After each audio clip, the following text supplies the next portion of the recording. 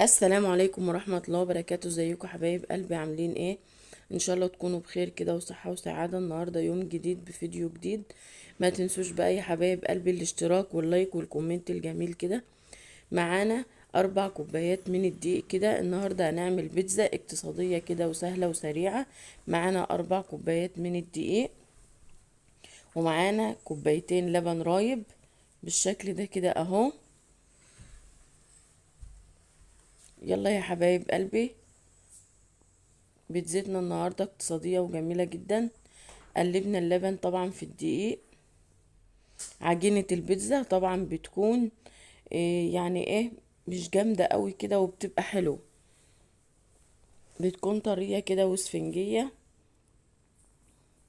عشان تطلع معانا ناجحة كده. ومعانا نص كوباية زيت.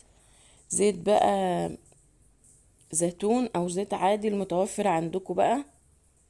ومعانا ذرة ملح وذرة سكر بالشكل ده كده اهو. حطيناهم بقى على الدقيق واللبن الرايب والزيت بالشكل ده كده اهو. وهنعجن بقى العجينة بتاعتنا. طبعا العجينة بتاعتنا اقتصادية، مش هتاخد مننا حاجة. ومعانا بقى كيس خميرة فورية كده اهو بالشكل ده كده اهو. وهنبدأ نعجن العجينة بتاعتنا. طبعا لو لقينا العجينة بتاعتنا عاوزة دقيق طبعا هنحط لها. وهنعجن العجينة بقى وهوريها لكم بعد ما تعجن. وادي يا حبايب قلبي العجينة بتاعتنا بعد ما اتعجنت. شفتوا القوام بتاعها جميل ازاي، وسفنجية كده وحلوة اهي بالشكل ده كده اهي. اهي هنسيب العجينة بقى بتاعتنا لما تخمر بقى كويس جدا ويتضاعف حجمها اهو. هنجيب ورق استرتش كده وهنلفها. وده يا حبايب قلبي بعد ما العجينة بتاعتنا خمرت، عشان ما اطولش عليكم الفيديو، جبنا صينية متوسطة وفردنا فيها العجينة بتاعتنا.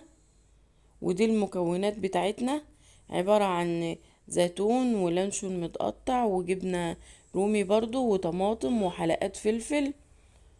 وعندنا طبعا إيه، قطع فراخ كده. ودي بقى هندهن بقى البيتزا بتاعتنا. طبعا في الاول اول حاجة هنعملها اللي هي صلصة البيتزا اهو زي ما انتوا شايفين كده اهو. هنفرد بقى العجينة وبعد كده هنحط عليها صلصة البيتزا. وبعد كده بقى هنحط معانا كده الجبنة الموتزاريلا دي اهي. هنفرش بقى الجبنة الموتزاريلا كده عشان تبقى بصوا كل حاجة كده واخدة حقها بالشكل ده كده اهو. اهو فردنا بقى الجبنة. هنحط بقى طرنشات الفلفل كده بالشكل ده كده اهو. ومعانا برضو طماطم. حسب بقى الحشوة بقى، حسب يا حبايبي المتوفر عندكم تعملوه. يعني مثلا لو موجود عندكم اي حاجة في التلاجة كده بواقي ولا كده، هتمش منها خسارة بقى، هتعملي منها احلى صينية بيتزا. ومعانا كده بقى الزيتون متقطع بالشكل ده كده اهو. ومعانا بقى كده شوية جبنة رومي كده على الوش اهو.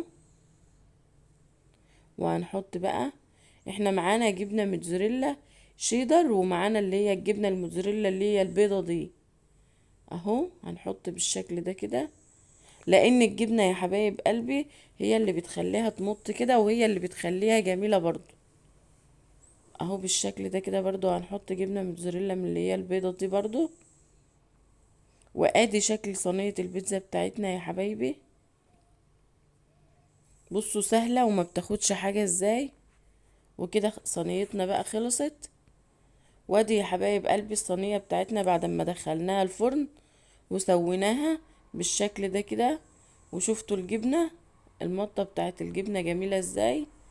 وشفتوا بقى ما هياش لازقة في الصينية بقى ولا حاجة. ما شاء الله البيتزا بتاعتنا تحفة، ولا ريحتها بصراحة تحفة. وقدمنا معاها العصير دي كده. وده كان الفيديو بتاعنا النهاردة. ما تنسوش تحطوا لايك واشتراك.